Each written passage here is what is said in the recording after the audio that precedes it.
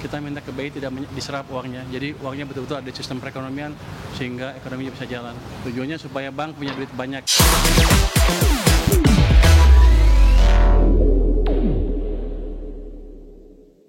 Ya, sementara itu Presiden Prabowo Subianto disebut telah merestui pemindahan dana saldo anggaran lebih atau SAL yang berada di rekening pemerintah di Bank Indonesia sebesar 200 triliun rupiah ke perbankan yang diajukan oleh Menteri Keuangan Purbaya Yudi Sadewa. Ya, pemirsa, Purbaya menegaskan Kementerian Keuangan akan menarik uang pemerintah diantaranya saldo anggaran lebih dan sisa lebih pembayaran anggaran atau silpa yang totalnya ini sekitar 425 triliun rupiah. Khusus untuk saldo anggaran lebih sebesar 200 triliun ini berada di Bank Indonesia. Menkyu Purbaya menegaskan dana 200 triliun rupiah tersebut akan dikembalikan ke sistem perekonomian. Ke-6 bank tersebut terdiri dari 4 bank himbara dan 2 bank syariah, yakni Bank Mandiri, Bank Negara Indonesia, Bank Rakyat Indonesia, dan Bank Tabungan Negara, serta Bank Syariah Indonesia dan Bank Syariah Nasional. Penyaluran dana 200 triliun rupiah tersebut sebagai upaya menghidupkan kembali aliran kredit dalam mendorong pertumbuhan ekonomi. Sistemnya bukan saya ngasih pinjam ke bank dan lain-lain. Ini seperti Anda naruh deposito di bank. Kira-kira gitu kasarnya. Nanti penyalurnya terserah bank. Tapi kalau saya pakai ya saya ambil. Tapi nanti diupayakan nanti penyalurannya ke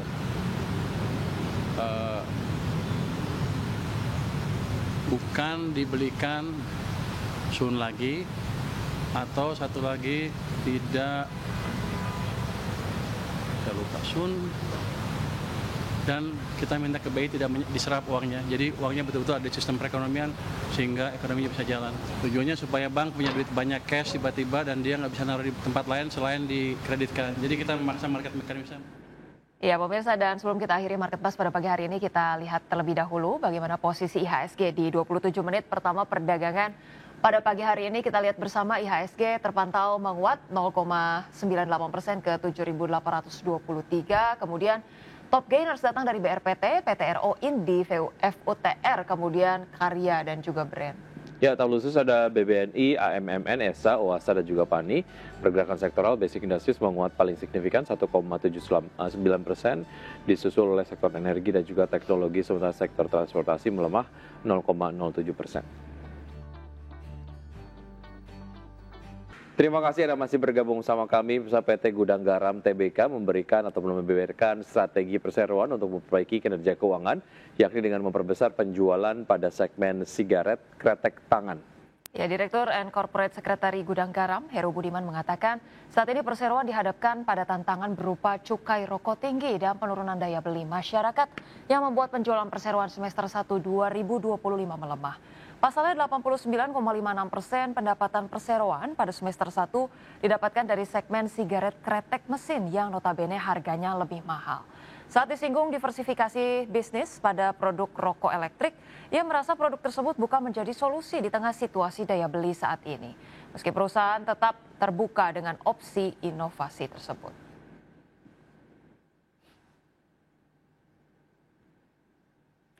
Pemirsa, PT Bangun Kosambi Sukses Tbk atau CBDK berupaya mengejar target pendapatan prapenjualan alias marketing sales tahun 2025 yang sebesar 2 triliun rupiah. Ya, CBDK mengantongi marketing sales sebesar 294 miliar rupiah di semester 1 tahun ini, dan angka itu baru mewakili 15% dari target tahunan CBDK yang sebesar 2 triliun rupiah.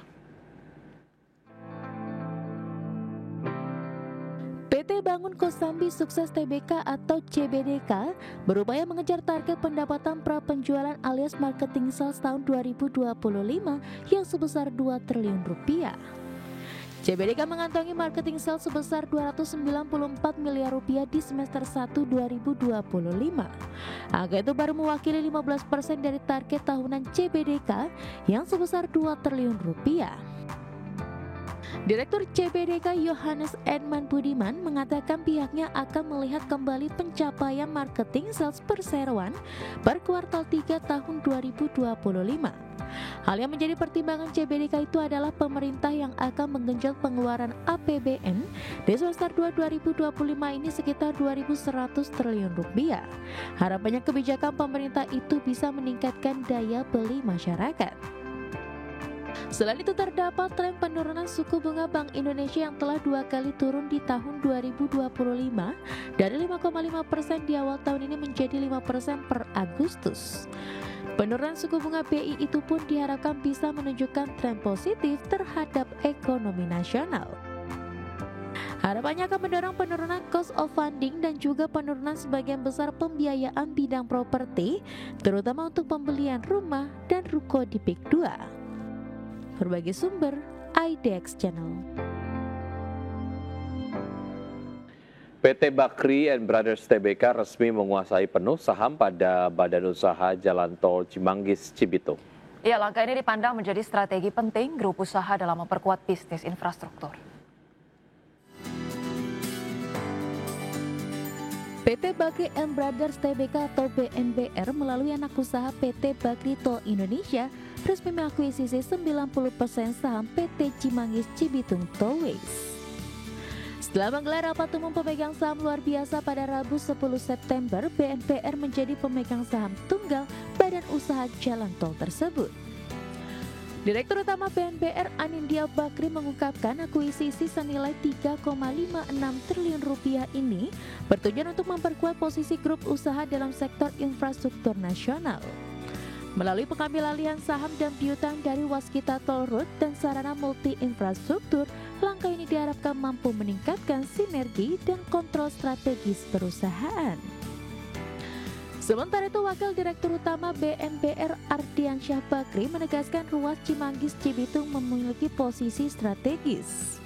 Tol yang resmi beroperasi penuh sejak Juli 2024 ini terintegrasi dengan JAR 2 dan jalur Trans Jawa, sehingga diproyeksi menjadi jalur alternatif untuk mengurangi kemacetan dan mendorong pertumbuhan ekonomi di wilayah Jabodetabek. Berbagi sumber, IDX Channel. Terima kasih Anda masih bergabung sama kami. Pemirsa, indeks harga saham gabungan atau IHSG masih konsisten menguat meski belum mampu bertahan di level 7.800-an di hari Kamis, dan IHSG ditopang saham perbankan Himbara di tengah Kementerian Keuangan yang akan menarik dana dari Bank Indonesia dan mengembalikannya ke sistem perekonomian. Indeks harga saham gabungan ditutup menguat 0,64% di level 7.747,90 di akhir perdagangan Kamis. IHSG lagi-lagi memangkas penguatan usai sempat menguat ke intraday tertinggi harian di level 7.819,098. Indeks sektoral dengan kenaikan terbesar sektor keuangan melaju di 1,93%, sektor kesehatan naik 1,37%, dan sektor transportasi dan logistik menguat 1,15%. Sementara sektor energi turun 0,50%, barang baku melemah 0,42%, dan sektor teknologi koreksi 0,33%. Saham emiten perbankan BUMN tercatat menjadi penggerak utama kinerja. Saham BBRI melesat 5,15% di level Rp4.080 per saham, menjadi penopang gerak menyumbang kenaikan 33 indeks poin. Saham BBNI melesat 7,80% di level Rp4.420 per saham, menyumbang penguatan 11,39 indeks poin. Saham BMRI ditutup menguat 1,82% di level Rp4.480 per saham dengan sumbangsi 7 indeks poin. Kenaikan dan Bank BUMN ini seiring dengan pernyataan Menteri Keuangan Purbaya Yudisadewa terkait menarik dana Rp200 triliun dari Bank Indonesia dan mengembalikannya ke sistem perekonomian. Langkah ini ditempuh untuk mendorong perputaran ekonomi yang lebih cepat. Keputusan tersebut juga telah mendapatkan persetujuan dari Presiden Prabowo Subianto. Dana tersebut merupakan kas negara sehingga pemindahan dana ke perbankan bukan dalam bentuk pinjaman melainkan tambahan likuiditas agar bisa menggenjot penyaluran kredit. Berbagi sumber, IDX Channel.